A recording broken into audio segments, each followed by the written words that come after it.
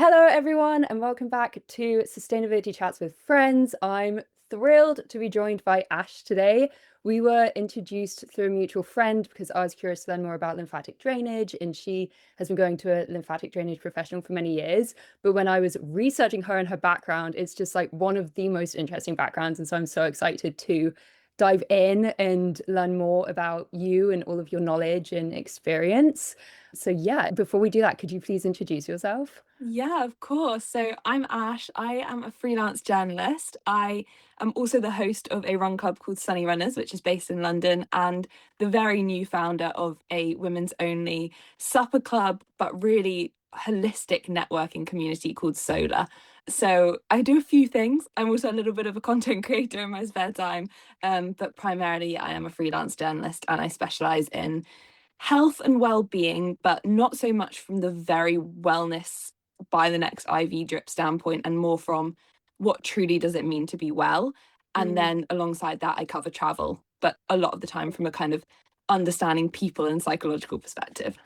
Interesting. Yeah, Yeah. because that was one of the things that I was really interested to like see in your background. It was that Yeah. you're a professional athlete and then you Yes. went on to study psychology at Yes. Loughborough, and Yes. now you're a writer and like Yeah. really big and everything, which I just think is awesome. So like Mm.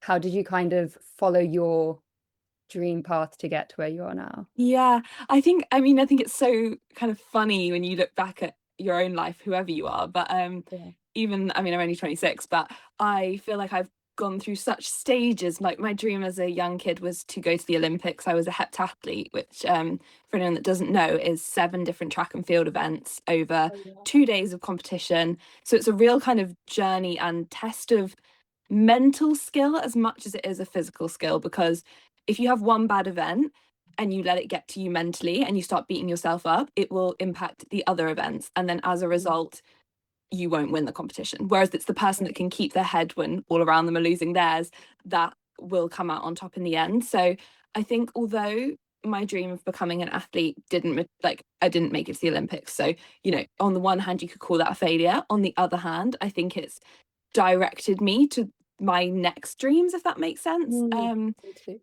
And I think, it was one of the things that prompted me to study psychology. My dad had done a master's in psychology as a mature student when I was growing up. So I think he kind of introduced me to that. And then through sport, I realized that kind of my head was my weakest part, to be honest. Like my body could do a lot more than my head would allow. I had a real kind of real issues with confidence and self-worth and a sense of like my whole identity being wrapped up in sport, and when it Mm. didn't go well I could completely like turn in on myself and basically just be so horrible to myself. And so I think when I realized the power of the mind and Mm. when you harness it, what you can achieve, it was like shocking. Like my improvements in sport were just phenomenal when I could actually get control of my head. So that I feel like I've taken into what else I've done. And I kind of, as I was still training for sport, I ended up writing some kind of articles for a very sports focused magazine called Athletics Weekly. And that really kind of kickstarted, it never kickstarted my love of writing because I studied English and history at school. That's what I Yeah. loved. I loved to write. Like I was the kid that was playing imaginary games outside on my own and just making up stories. Like it, for me, storytelling and connecting with people has always been at the heart of everything. But I think writing those first articles were like, oh, this could be a possibility. And Mm. then I moved to London, didn't really know how to get into journalism, and sort of fell into PR because it seemed to blend a lot of my interests in the media, in writing, in design, in campaigns, all that cool stuff. And Mm. so I started out there. And I think just growing a network in the industry then kind of really introduced me. And over the next sort of 3 years, I met a load of amazing editors who truly I like owe my career to, in the sense that they gave me so much confidence and were so welcoming and encouraging. And it just showed me over that time that my heart didn't lie in PR, my heart lay in Okay. storytelling and in writing. And then I made the leap to freelance. I've been writing for 2 years now, but on the side of PR. And then in July this year, I gave up the PR completely and I'm now full-time freelance. So That's that's so about that's how I exciting. got here. That's so cool. How are you finding it being freelance? I absolutely love it. I Yeah. think I think I honestly, and I would say this to anyone, I keep saying it, I'm like a broken record, but you never realize how maybe unhappy and misaligned you are until you become so happy. And Oh, truly, I that is how I see. feel. Like, I thought I was okay. Like, I was like, I'm okay. Like, I don't love my job anymore, but I Yeah, feel fine. right. And then now that I'm doing a job that I like honestly wake up every day and I'm genuinely excited to do, I just don't feel like I ever work a day. It's unbelievable. Oh, I'm so happy to hear that. That's Yeah. so good. Yeah. What are some of the things that make you happy, or what are some recent projects that you have really enjoyed? Okay, so one that was just an absolutely life-changing experience, which I know you were interested in from a sustainability Mm, standpoint, was I recently wrote a hotel review for Condé Nast Traveller, but for okay. me it was so much more than a hotel review. So it was a hotel called Borgo Ignazia in here in Italy. Okay. And the reason that I was interested in it was they were starting this regenerative farming project where they was trying to save rare and nearly extinct seeds and legumes, which are kind of native to the region and which were being lost as a result of the very much seed monopolization of the global industry. So I think it's something like 78% of the world's seeds are owned or run by 4 corporations. So as a Ooh, result, the huge. the other seeds that are out there in the world are not allowed to be like commercially farmed and sold Okay. because it impacts their profits basically. And Mm, what that kind of means is that a lot of chemicals and pesticides end up on these products because it's all very controlled by these big mm, corporations that are basically interested in money. And this hotel has partnered with these seed savers, they're called agronomists, who dedicate their lives to researching seeds. And they've partnered with them and basically given them a space to trade seeds. So, not for right. money, but for just like passing seeds between farmers, which will, on a small scale, increase the biodiversity of the land in Puglia and essentially save seeds from going extinct. So, there was one chickpea, a very rare kind of chickpea that only one farmer was farming in the whole region, and they discovered that he was farming it, and then they brought it No into this way. project, and now it's being spread around the region. And they have students go in, they have prisoners being rehabilitated there by gardening. And I just thought the stories that I discovered there and writing up that piece, it became so much less about the hotel, which was stunningly beautiful, but Mm, more about the stories of each individual person I met and how proud they were of Pulian heritage and how sustainability was so woven into the way of life that it wasn't this like buzzword that someone tacks mm, onto the end of their brand. It was right. like a way of living. And I think it was so beautiful to see. So I just felt like completely privileged to be there. Like it was just amazing. It sounds it. That is incredible. Do you think Yeah. that they'd end up scaling outside of Puglia to other parts of Italy? I think they want to. I actually do think Okay. they have farmers coming from different parts of Italy, but it's at the very baby stages right now. It only launched this year. So That's I think so they have, cool. yeah, they have dreams of it, which would be great. I love that. So Yes. another podcast that I'm really enjoying at the moment is all about the Millennium Seed Bank, which is Mm, Hugh's initiative. okay. I think it's the largest collection of seeds in the world, Okay. but it's just incredible. Like Yeah. and I'd heard of seed sovereignty before, but I'd never Yeah. really appreciated why it was so important. Right. And Yeah. so it's really cool to hear about an example that's so localized Yeah. and active. Yeah. Yeah, truly. And I Yeah. think like it just also really speaks to like we hear about the Mediterranean lifestyle all the time and it's, Right. kind of like everyone talks about how amazing it is and how we should be emulating it and it's so true. But Mm. what's so lovely about it is it's so simple. Like it's like, Yeah. I think the worlds of nutrition and supplementation and sustainability and they become very complicated in Mhm. the Western world, in the US and the UK. Mm. But in the kind of more like Mediterranean cultures, like it's simple, intuitive, listening to the land, eating seasonally, like Mhm. all of that stuff can actually come very naturally when I think we stop crowding with so much noise. I don't know. Yeah, totally. And I know that that's like a big part of your life because your dad's Greek, and it's a big Yeah. part of my life because I grew up in the south of France, Oh my God, I love um, which is really nice. it. But yeah, what are some simple practices you think kind of come from the Mediterranean diet that you don't have to supplement for that are kind of Oh my gosh. fundamental? Yeah. Well, for me, do you know, for me, seasonal eating is the biggest thing in the world. Is like, Yeah. it's just like the lack of like processing and Mm. chemicals that can come from just eating what's naturally growing at that time of year. And it doesn't need to be rigid. It doesn't need to be like, I can't eat a berry because it's not berry season. But it's Right. just like holistically taking that approach of like, okay, on a general scale, how can we like attune to what the earth is telling us? So I think Mhm. that's one thing. I think as well, for me, I think it's listening to your body as much as possible. I think, you know, like when we talk about the Mediterranean lifestyle, we're like, right, okay, well, you need to eat this like quite balanced, nourishing meal, and then you should go for a walk after your meal because that's good for digestion. Whereas Right. I don't think the Mediterraneans think of it in that way so much. They Yeah. just eat their meal and then they're like, oh, I'm a bit full. I might move, like I might go Yeah. for a walk. And it's just like they're just doing it because it feels like that's what their body's telling them. Whereas I think we're quite rule bound. So I think maybe it's just letting go and not being so rule bound, quite honestly.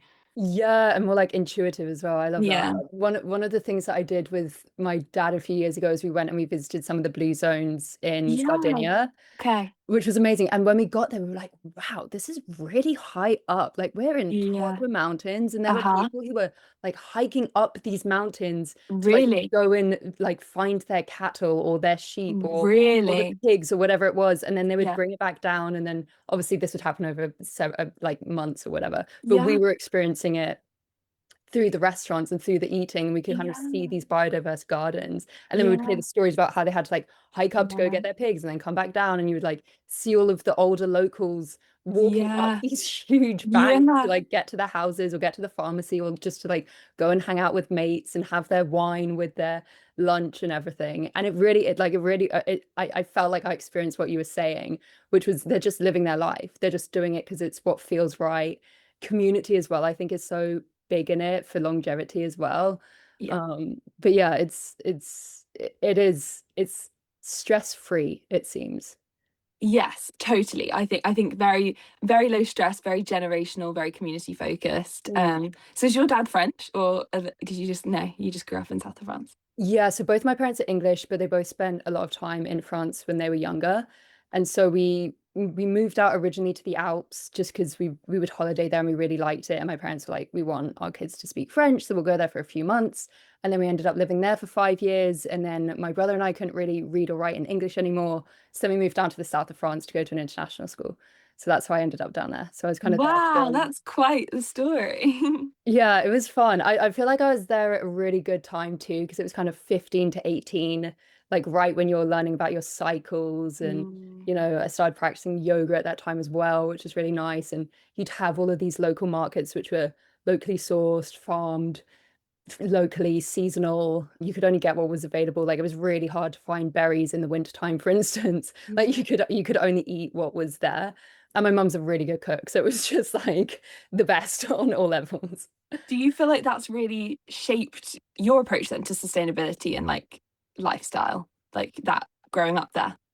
I think it definitely did, but I don't think I was consciously aware of it at the time. Like I remember we would just recycle because it was the French way of life. Like that's just you have like big recycling bins at the end of the lane and you would just take your stuff down at the end of the week, and that was just kind of how we did it. And then I learned about corporate social responsibility in my business management course at high school. Um, and that was kind of when I realized, oh, okay, sustainability actually isn't done by everyone. Hmm. So I think then when I went on my journey to learn more about sustainability, I think I referred back to my experience there and kind of took out the elements that were good. But I don't think I was necessarily living that sustainably in every area of my life at that time. Like I would buy a lot of fast fashion, I would wear a lot of makeup. I was like very concerned about how I looked and what I dressed and all of this. But I think it was a really helpful time Mm. because it gives you perspective and you realize how much you take things for granted as well. 100%. And I Like, think fast fashion is such a journey for people to appreciate and understand. And I think that's something that, like, almost we have to be like forgiving to ourselves as well as like young girls because like we didn't know, do you know, like it's just like totally. you just want to fit in, you want to have the cool new jumper. And it Yeah. took me a really long time because one of the things that my dad is very unconsumery. Like he doesn't he won't buy anything, quite honestly. But what he does do, and what I have come to appreciate in my 20s, and I actually live with him Mm. now at the moment, and what I really like learn from him, I mean, he teaches me an awful lot, but one of the things is that to like buy less but buy better. So Yeah. if there's something really valuable to his life, or a really high quality piece of clothing that's a bit more expensive, he'll be like, no, buy it, like that will last you 5-10 years, if not more. Mm. Yeah. And I think whereas previously I would have been like, no, it's too expensive, I can't. But then I would buy 5 pieces of fast fashion, which I could have just not bought all 5 of those Right. and bought the one thing.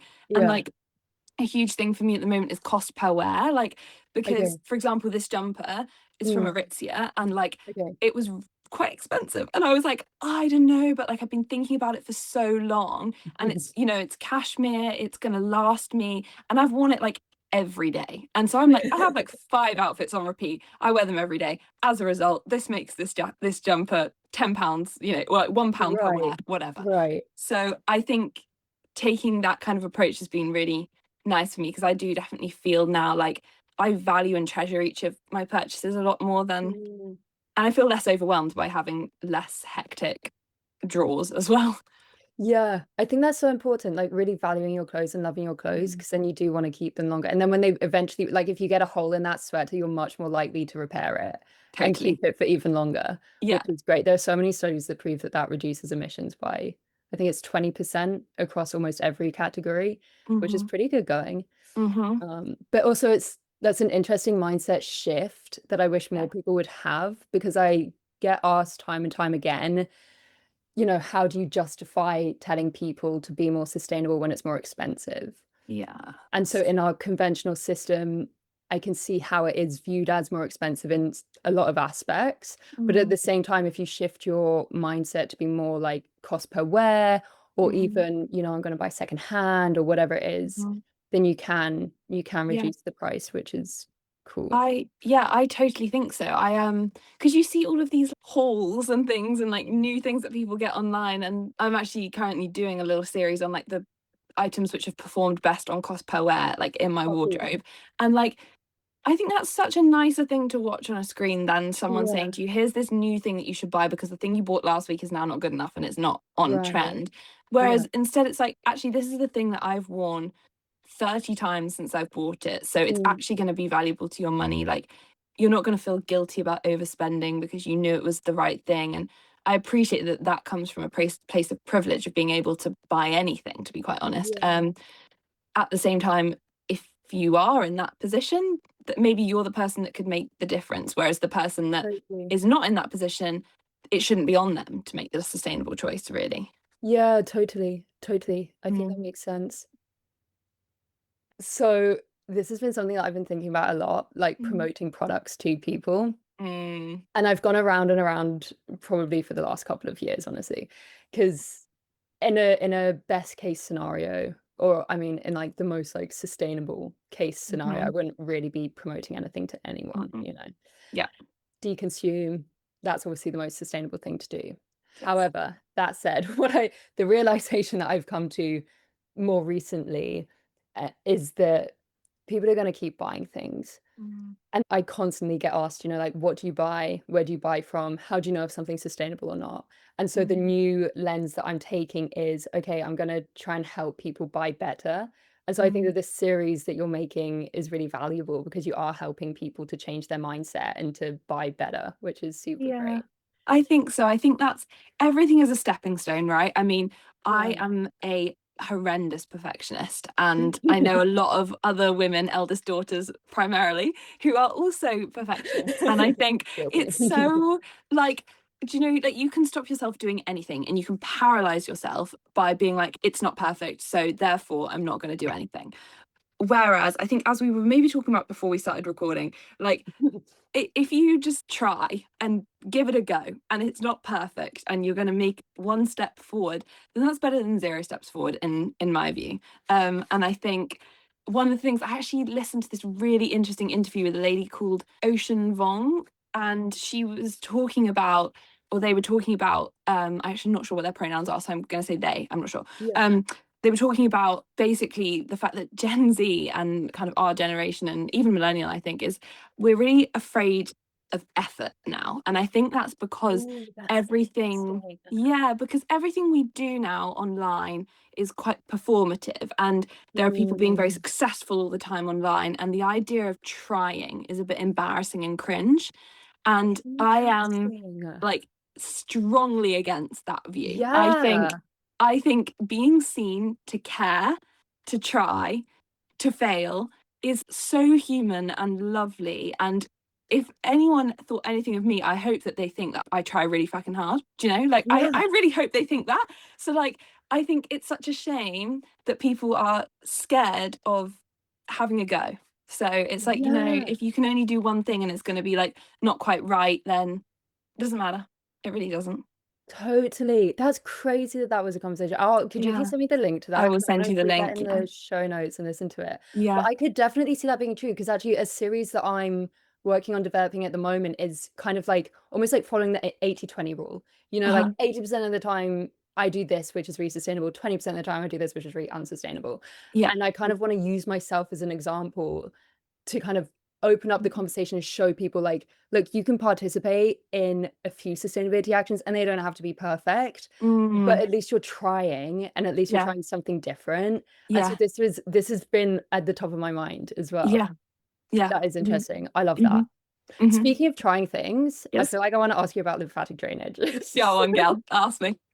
Because so I know so little about Hmm. it, but I Hmm. understand that it's important and vital. And this Hmm. year, I recently invested in a lymphatic drainage brush by In Bloom, Yes. which is an amazing Aussie brand. I think it's made out of like sustainably harvested agave and lotus wood. So I was happy with the purchase, and I've been using it, but I don't know, like I don't really know anything about it. And I know that you Okay. see a professional. Yes. Um, and so, yeah, I would just love to hear about your experience, kind of why you started it, for anyone who doesn't know, like, what is lymphatic drainage? Okay, cool. So I feel like lymphatic drainage has really like boomed this year. Like it's kind of Yeah. everywhere and a lot of people are talking about it. And as a health writer, I have a keen eye for a fad.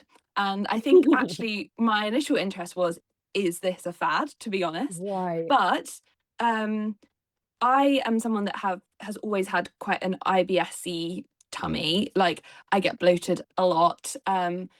I've had quite bad gut health in the past, and I think I was really struggling with it at the time. It was about February this year, and I was feeling really bloated and just horrid. And I started learning about the lymphatic system a little bit and how it's a system of channels and glands that kind of runs across our entire body, and it's a wastage system essentially. So it like Mm. dispels excess fluid, toxins, anything that builds up in our body. But it doesn't, unlike the circulatory system and the cardiovascular system, it doesn't have a pump like the heart to pump it round. So it Okay. relies on movement, it relies on breath, it relies on touch. Um, and Interesting. so it can become very stagnant from time to time. And like the thing is that even if you're the best person in the world and you do loads of movement and all of that stuff, things like stress can make your lymphatic system slow down and become stagnant. So Mm. just kind of by virtue of our modern lives, it's very normal for your lymphatic system to become stagnant, and there's nothing, you're not doing anything wrong to say that it is. Um, so I wanted to try a lymphatic drainage massage, and I came across this practitioner called Olivia Johnson, and she had been trained in a specific Brazilian method of lymphatic drainage massage by a lady called Rebecca Farrier in LA. And Rebecca treats a lot of like celebrities. So there was kind of the editorial hook Right. per Okay. se. So as a result, I messaged Olivia and I was like, I'm super interested. I would love to come and try and see how the kind of this would be. And Mm. she is the bubbliest, most kind, generous, open person. And she's also very, very, very kind of intelligent and practiced, and she loves the theory of what she does. So she was a really interesting person to chat to. And basically, yeah, so it was a 3 hour treatment, and it involved like hands-on massage. She also has a kind of machine that kind of like suctions through your lymphatic system, which she uses. There's also dry cupping, and basically it's basically helping the lymphatic system along. And it was the effects were sort of immediate, and I couldn't believe it. One of the things that you'll notice so much is that when she does your tummy, the gurgling like Oh, is really? unbelievable. And it's basically, it sounds like there's like a big tank of water being like moved around. It's No kind of, she was way. like, don't be embarrassed, and then after this you definitely will need a wee, like 100%, because Okay. your body can carry up to a gallon of excess water if your lymphatic system is stagnant. So like That's the crazy. water retention is wild, and like my before and after pictures were just like so insane. But that's kind of the surface of it. It's billed a lot of the time as a body sculpting treatment, which, Okay. you know, a lot of people use it for aesthetic reasons. People use it before their weddings, blah blah blah blah. Oh, And interesting. of course there is an aesthetic element to it that it would be wrong for me to ignore. At Mm. the same time, one of the other reasons that I went is that I have not had a period for 11 years now. So I have a lot of like hormonal imbalances going on. There's suspected PCOS. There's so many things going on for me. And lymphatic drainage massage is thought to be able to help some mental clarity, hormonal imbalances, digestion. So it's about a lot more than the aesthetics. And I would Yeah. encourage anybody to try and think of the aesthetics as a byproduct as opposed to the reason for going, because ultimately how you feel internally is going to be affected on the outside. Like your skin will be better and all of those things because the detoxing and the clearing of all that stagnant waste, basically. Um, Right. so yeah, that was kind of what it is. Obviously no one massage that you have once is going to be like a miracle cure and you'll never have a stagnant lymphatic system again. Right. But there's a lot you can do at home as well, and that's like one thing that Olivia was super clear about with me, is that, you know, you don't have to go and get a lymphatic massage every month. So there's really simple things you can do, like lying on your bedroom floor with your legs up against a wall for 10 minutes every night before bed, because your Oh, lymphatic system has to drain towards your heart, so that can crazy. help. And No then way. yeah, I and then never would have associated that with your lymphatic system. yeah, exactly, because it's the route that the passages essentially go through your body. Okay. Um, and one of the like really important things that she was saying for me, and would be true I think for a lot of women, is when you get that kind of bloated feeling in your tummy and you maybe try and massage it to like soothe it, Mm. you need to make sure you're massaging it in a clockwise direction, because Mm. if you go in an anti-clockwise direction, you're stuffing yourself up more. Oh So no. it's really important to go clockwise with that self-massage. Um, and drinking lots of fluid, very important. Right. Minimizing caffeine. Obviously, I'm not saying to anyone to cut out caffeine because I love coffee, but you know, I think just like limiting it and making sure that you pair it with a lot of water. She also spoke to me about tongue scraping. Oh yeah. Yeah, apparently like when you kind of have a lot of residue left on your tongue, that can stagnate your lymphatic system. So she was saying Oh about that, right. something she does regularly. It's actually not Okay. something that I've integrated in my daily life, whereas the Yeah. stomach massage, the legs against the wall, the minimizing the caffeine, they are all things which I've done and have made a huge difference for me. Okay. That's so interesting. Thank you for Yeah. sharing all of that. Yeah, of course. I'd never really heard of it for an aesthetic point of view. I'd heard of it for like Mm, boosting your energy and, like you said, like mm, clearing your mind, which is why I mm, was interested in it, because I feel like I've had a lot of brain fog this mm, year. But yeah, that's fascinating to learn about all of the other ways that it can help detox your body and mm. balance your hormones and all of that. That's Yeah. incredible. Yeah. It's one of the treatments that I now like. I mean, I now get it probably every like 4 months, and Okay. truly I feel so good afterwards. I Yeah. walk out of there like just like lighter, like I'm floating on a cloud. And No like way. last time I went in and I had a really sore tummy, and it was actually so embarrassing. This is so TMI for a podcast, but I'm gonna tell you anyways. Um, she literally was massaging my tummy and she went, "Oh, are you constipated?" And I was like, No. you know, when you literally are like, I cannot answer that question. Like, I'm so red now. I'm literally blowing up like a tomato. And she was like, oh yeah, because usually when I massage like this and I can feel this lump, it means you're constipated. I was like, Olivia, shut up. I was like, don't want to talk to you anymore. Um, but That's she's so so funny. chill with it. Honestly, like I think she's fabulous. Yeah. Yeah. Is it quite a relaxing experience? Because 3 hours is a long time. Yeah, it is a long time. It is the most relaxing experience. Really? Like, Okay. because honestly, it's like head to toe. Like Right. she does your legs, she does your tummy, your back, your sides, your face, your neck, your head, because there's Crazy. glands all over your body. That's the Yeah. thing.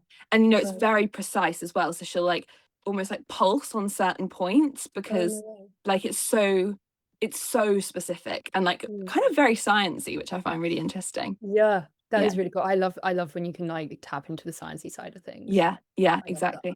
And like with the cupping on your back, like where the darker marks are, that's where you're either holding more tension, or it can actually even be like emotional tension as well as like Mm. physical tension. So yeah. Crazy. That Mm, is crazy. yeah. Are you doing, because like earlier we spoke about chemicals in food, Hmm. and then you just spoke about hormonal imbalance. Yeah. Are there any other like is food another aspect of your life where you try and limit the chemical exposure, and are there other aspects in your life where you also try and limit that Yeah. to balance your hormones? I mean, yes, very much so. I mean, the hormone balancing conversation is a huge one, Mm. and it's one that is quite exhausting, I think. And anyone that's dealing with it, I know, is that it's so hard and like can sometimes feel like you try everything and nothing works. Mm. um, I think, like I try and limit the chemicals. Like Dad and I, we try and live as healthily as we can, and I try and eat a whole foods diet, and we try and buy organic. Like we do as much as we can within the kind of remit of our own selves without overthinking it as too much as we can. Yeah. And then also, yeah, with like other products, and like I try as much as I can with like makeup and things, because my skin's quite sensitive as well. Besides Yeah. the sustainability point, it's like I just, the more that I put on my skin, the worse it gets. So I just like Mm. try and keep a very simple routine,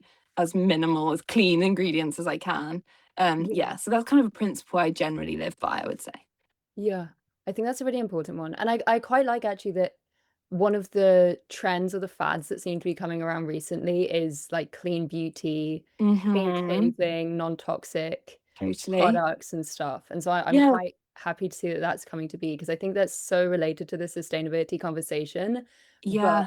I don't know if everyone necessarily realizes that it is. But I think that's a great thing. Like it's Totally. I'm making actually you feel down more a better. I'm down a massive Reddit rabbit hole at the Oh moment. I'm yeah, actually writing a I love piece Reddit. around Reddit. This is what I'm saying. This is what my piece is about. I'll tell you when it's published. But yeah, is like there's a whole kind of stream on Reddit, a massive section around like kind of skincare and beauty, and Okay. vegan makeup and vegan beauty is really booming at the moment. And I think that Oh, speaks to that okay. I whole didn't know that. kind of trend around just like being a bit more conscious of it, really. That's Mm, interesting. Yeah, I didn't know yeah. so much about the vegan one. Mm, That is yeah. cool. Just a lot Okay. of conversation around it, I think, and people a bit more curious again. Yeah. Whereas I Would you think before, sorry. no, I think just before sometimes people were a little bit like, you put the word vegan in front of it and if they weren't vegan, they were like, I don't want to know. Whereas like now it's like a bit more Yeah. like an understanding that it's not like a war. Do you know? Like you don't need Right, to, right. like we're all trying to do something good here. Yeah. Yeah, that is an interesting one. I Yeah. think is it in your research, have you come across some products that say that they're vegan but they're not necessarily non-toxic? Because like in the fashion Yes. world, all the time we hear like, oh, this is vegan, but it's literally polyester, which is super toxic. Yes, Is yes. I mean, I think that speaks to the whole greenwashing conversation. I yeah, mean, that piece specifically wasn't so much around that. I wrote a piece recently for Stylist, which it's a slightly off topic from what your question really was, but it was around the lack of regulation around tampons in the UK, and a right. petition being started by a brand called TOTM, which are an organic tampon provider, and around the like lack of testing for chemicals, pesticides, all kind of like dangerous materials in Mm, tampons, really. And I think that just kind of talks to a wider problem that there is now of like the lack of regulation around brands having to disclose things, whatever the kind of remit that's in, whether it's in, being non-toxic, whatever it is. mm, There's gaps in regulation, and brands are using that gap to not disclose things that they should be. So right. yeah, Which is shocking. it's really shocking. Like, and I think tampons in the UK at the moment are actually, because they're not classified as medical devices, they're classified as like consumer goods. Okay. There is actually no testing requirements, and there's no requirement to display any toxic ingredients on the packaging. So like a tampon brand could just choose not to say that there's a pesticide in their tampon, which is just bizarre. And they could choose not to even test for it, to be honest. That's insane. I Yeah. didn't know that. Yeah, it's crazy. Yeah. Yeah. Wow. No, But I there's a wondered if petition you'd at the gotten to moment, which I there can is. send you as well. Please do. I was gonna Yeah. say you need to send me the link to that article too. Yeah. Do Yeah. you get to write? Do you pick the research topics that you write about, or do Yeah. you work with the editors and do they kind of go, look, we're interested in this, can you research this? So I think it's kind of quite dependent on the magazine. So primarily it's me pitching, which is one of the Okay. things that I love the most about being freelance, is that, you know, if you go in house, you are like subject to what do we need written today? What do we need written this Mm. week? For me, I pretty much just pitch what I find interesting, which is really funny because I think people are always like, well, what's your niche? And I'm like, I don't have a niche, I'm just interested in lots of things. So like I kind of like feel like I don't fall into a category because one day I'm pitching a Reddit story and the next I'm Right. pitching tampon regulation. You know, I just find Yeah. I find things interesting, and if I want to write about them, if they affect kind of particularly young women, I think I just find it very fascinating. Yeah. So that's kind of typically how it works. That said, the more that I'm becoming more experienced as a writer, the more I'm realizing, you know, like I'm learning each publication's style, the article that they're going to take, and Mm. also I'm learning more and more about kind of like budgets and the fact that, you know, they have to be quite careful about what they commission, and just because something is interesting doesn't mean it's going to like necessarily perform well, and they need it to perform well, which is understandable. So I Right. think, for example, with my editor at Marie Claire, it's a much more bi-directional conversation now because we've worked together for quite a few months, and she's one of the people that I would say I'm closest to as an editor. She's given me a lot of guidance, she's given me a lot of feedback, and I think it's kind of like every month now I'm not thinking, am I going to get commissioned by her? Like it's more Right. she will commission and we'll talk about it, and some ideas will come from me and some ideas will come from her. Whereas the other editors that I write for, it's basically it'll come from me and they'll say yes or no. That's so that's so interesting. I'm glad that it's gotten to that point too, because your Yeah. writing style's great. It's really Oh, engaging. thank you. Like Thanks. I enjoy reading it. It's like because some articles you start reading, you're like, okay, I know this information is going to be really important, but like Yeah. this is really dry and I don't really want to read it. But with your with your writing, it's like, oh, this is interesting and it's got like a great pace, and I'm enjoying Oh, this kind of like I conversational tone that it has. I hope so. I want it to sound like this, like us talking. I want them Yeah, to like it really hear me. does. And I think, do you know, that's one of the like hardest things of being a writer for an editor, because Okay. it's like I so badly want it to be my voice. At the same Hmm. time, it needs to be the publication's voice. And that Right. is two things that like I'm learning as I'm maturing as a writer to allow to coexist. Like I used to actually get quite like sensitive, I think, and like anxious about losing my voice Mm. but by the editing process, but I'm learning more that that is just the nature of it. I've had one occasion where I had to push back and say like I'm actually not happy for my name to be put on that if you want to edit it that way, and that was a really scary thing for me to do, but I'm so glad that I did it. And it was actually my Yeah. dad that told me to do it, because Yeah. he was like, if you don't feel like that piece is true to you, then you can't have your name on it. And I was like, that's so true. And like, you know, it was a Yeah. case of the headline had been changed and I felt like it was quite clickbaity, and Mm. it just didn't reflect who I was. And I just thought, gosh, if someone read that, I would never want them to think that that was my words, do you know? So then, Yeah. and you know, it was fine. And the editor was actually lovely about it. And we had a chat on the phone, and I don't think I burned any bridges by doing that. So I'm Yeah. glad that I did. But it's a Yeah. very fine balance of like holding your integrity and then also recognizing when perhaps it doesn't make that much difference. You need to let it go. Right. Yeah. That Yeah. is an important point. I Yeah. have two questions that are coming, or one just like statement and one question coming off of that. And one is like, I kind of get what you mean because when I think I was 15, possibly 16, I was interviewed and they sent me questions and I emailed replies back. And Yeah. I remember when it came out, I was like, oh, they've dumbed this down a lot. Like I just sound like Mm, this ditzy kid. And like I mm, felt like my responses were pretty well thought out and mm. written in quite a mature way. And I was like, oh, I hate that people think that this is what I said. And like it's been well over 10 years now. And I'm But it still sticks with thinking you. about it. So yeah, It so good sticks for with you. you for saying that. Yeah. And I think so. Before you ask your question, I think Yeah. that is something that I have to I take very seriously and responsibly when I speak to experts, because from most of my pieces, especially within the health and wellbeing space, I Mm, am getting quotes from experts, because ultimately I don't know the answers. I'm a journalist. I'm being inquisitive. That's my job.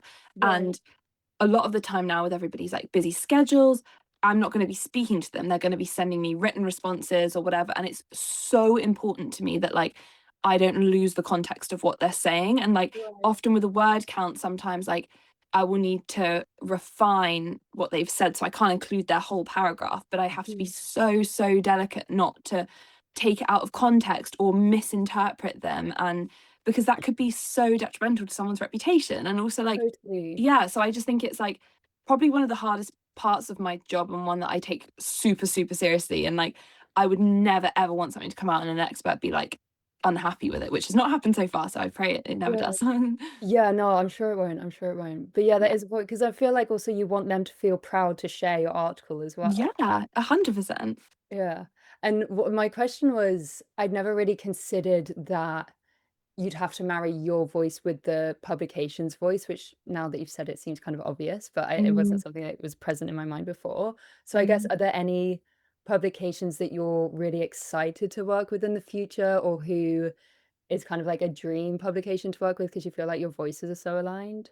Yeah, I think so. And I think it's actually been a real learning curve of like Oh, yeah. publications that were dreams, that now that I've written for them, I'm like, okay, that was fine. I loved doing that, but like it wouldn't be my first choice again.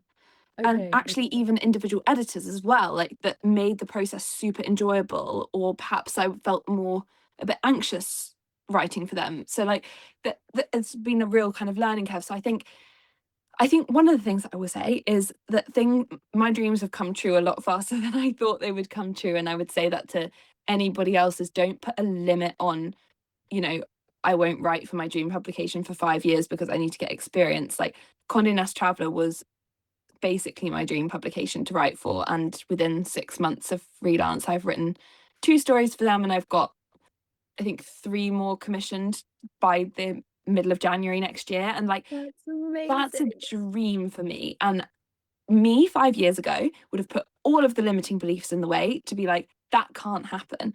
But Mm, it can, of course it can. Like, and I'm so grateful to my editor there. And because she said to me, first thing she asked me when I was first writing for her was, she was like, oh, do you have any experience of writing travel that I could read? And I was like, no. I was like, I've written loads of other stuff which I can send you, but I don't have anything in travel. And I said to her, I was like, I totally understand if I need to get some travel experience before you'll commission me. And she literally replied and was like, Ashley, I would never not commission you because you haven't written travel. She was like, everybody has to start somewhere. And if I can be the person that gives you that chance, then that's great. And she is one of my favorite editors to write for. I think she's A, super talented, B, she's so open, she's so responsive. And anyone that's kind of going into that freelance industry or any industry, when you find those people that will give you their time, I think mm, it's such gold dust, and you should hang on to those people. And similarly, if you can be that person for somebody, you absolutely should. Um, so that's kind of one side of that. Secondly, I am very excited to, at some point in my future, I pray, write for Vogue. I that'd would be so love to write a viewpoints piece. They have a section called Viewpoints where they, if anyone saw the is it embarrassing to have a boyfriend now, that article sits on their viewpoints section. cool. um and I love the voice of those pieces, because Mm, there isn't so much pressure to have loads of experts. It's more of like an opinion piece that's just sort mm. of, here's my viewpoint, like it doesn't need to be right. And I really love that because it just makes you think. Totally. I Yeah. really enjoyed that article. It's a great article, It's isn't it? been really I don't know if I controversial. agree with it at all, but I think No, it's same, a great article. but Yeah, I enjoyed the noise that it's made and the me too. conversation that it's opened up. It's been an Me too. interesting one, And for that's sure. also why I love the magazine Dazed, because I think Mm, they say the things that other magazines are sometimes a bit scared to say, and they right. say it with a punch that is how it's needed to be said. And Yeah, they're never off, like, in my opinion. interesting. Yeah, I haven't read Dazed in years, actually. I should revisit some of their You stuff. should read it. You should read some of Serena Smith's articles. I think they're great. Okay. Yeah. Okay, I'll look into it. Yes. Well, I hope you do get Vogue. And when I you were hope so talking about too. your Condé Nast Traveller editor, that literally gave Yeah. me chills and goosebumps. Like, Yeah. that's so amazing. So I hope you keep having experiences like that. Oh, yeah, and I hope it for like I think like that's the thing I just almost want to like say to people, almost to the people that have the power to do that for other people, more Mm, so than the people that need it, if that makes sense. Because the comments and the tiny little phrases that editors have said to me over the years, I have never forgotten them. Like mm, that's what's kept me going is that because every time you submit a piece and then you get that email back and you see the editor's name in your inbox, your heart like beats. Like you're like, oh my gosh, like please like it. Like it's just right. so scary. And I know that everyone will relate to that feeling of whatever they're Yeah, doing. And if it can just be something that like boosts someone, I think it's so like it could be the make or break for their career, which is really cool. literally. Yeah, I live by that as well. And then when you Mhm. hear stories back of someone that you've helped and they literally say that you've helped make their career, it's just like the most mind-blowing Yeah, experience. And I'm so grateful as well on my side to have met people who have done the same for me. So yeah, yeah, I think that's great exactly. advice to live by. Yeah. And so as we close out this talk, I'd like to ask you a question that I ask everyone, which is, what is one curiosity that you would like the people listening to look more into? It could be anything, like a hmm book, a film, a way of life, a mantra, like literally anything at all. hmm Okay, I would say, gosh, there are so many things that I live by. My first instinct was to go with the general concept of neuroplasticity, and that is the brain's ability to grow and change over time. I think as adults, we can be very quick to feel like we're stuck the way that we've always been, or that, like, this is just the way things are, or I'm kind of in it now and this is who I am. But that's just not true. Like, if you're doubtful of things like manifesting isn't fairy dust, it's not some other power. Like the power is inside of you and it's your brain's actual neuroscientifically possible way of forming new neuronal connections. So you can change. It just takes disciplined, structured effort over time. So that's kind of one thing. Okay. And then my second thing is just a small phrase which I love and really helped me kind of let go when I was an athlete. A very kind of famous sprinter said it, but I can't remember his name. But he said, when the gun goes off, you just have to run as fast as you can and let the chips fall as they may. And I think it's such a mantra for life. Like, don't think about it too much because I'm an overthinker. Just like go for it and Mm. let everything else go. Like control the controllables, essentially.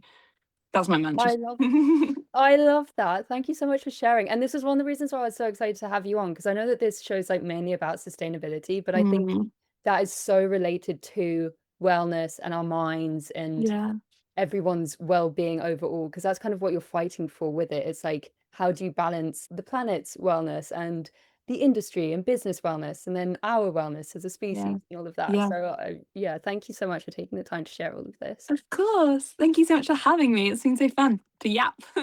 Yay, I'm glad. Yeah, I love a good yap. All right, see you soon. See ya.